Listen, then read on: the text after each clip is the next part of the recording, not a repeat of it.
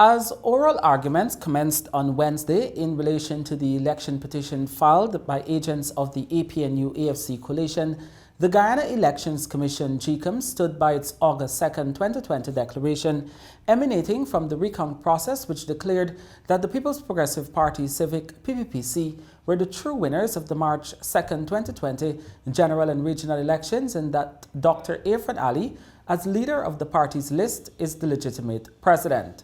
Through its attorney Dominican Senior Counsel Anthony Astafan, Gecom was bold in its rejection of submissions by petitioners Claudette Torn and Heston Boswick that Section 22 of the Election Laws Amendment Act is unconstitutional and that Order Number 60 of 2020 is invalid, null void, and of no effect.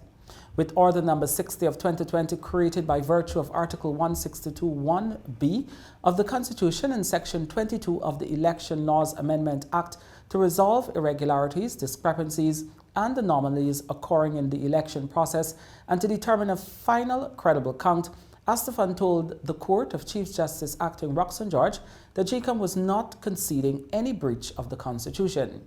He reasoned that the petitioners, who are being represented by a battery of lawyers headed by Trinidadian Senior Counsel John Jeremy, needed to prove total non-compliance with the law.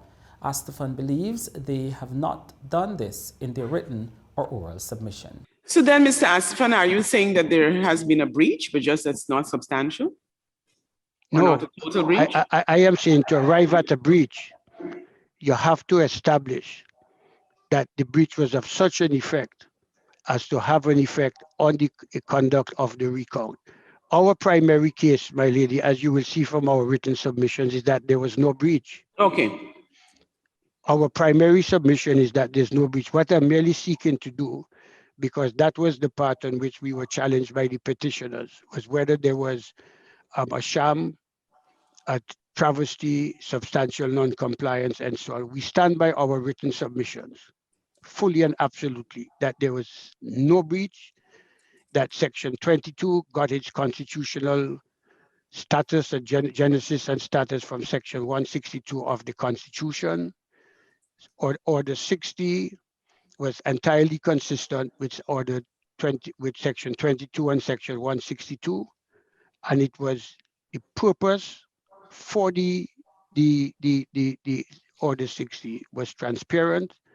It was enacted in good faith, and it was intended to remove the difficulties that prevented a declaration of final results that for several months. The petitioners relied on Article 162(1)(b) of the Constitution when they submitted that generally the March 2, 2020 elections were lawfully conducted, but difficulties arose that Gecom was not empowered to resolve. To this end, Gecom's attorney argued that the elections body has the legal authority to act, and in so doing set aside the initial declarations for the 10 districts and conducted a recount of the votes cast to pave the way for a final declaration of the results of the election. In the face of these difficulties, what was Gecom to do? Gecom was obliged to act or else chaos would have enacted, he said.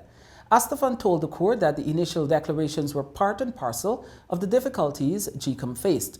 The recount exposed that the declaration in District 4 was reportedly doctored by the returning officer Clement Mingo to hand victory to the APNU+AFC Coalition.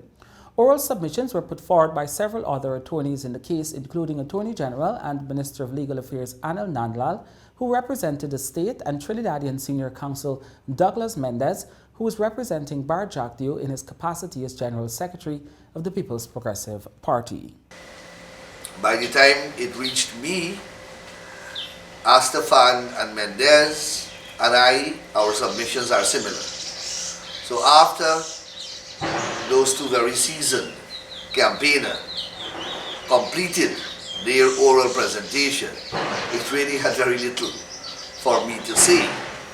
So I just related to the court the context in which Order 60 must be viewed, the factual context in which it evolved, and against which backdrop it should be interpreted.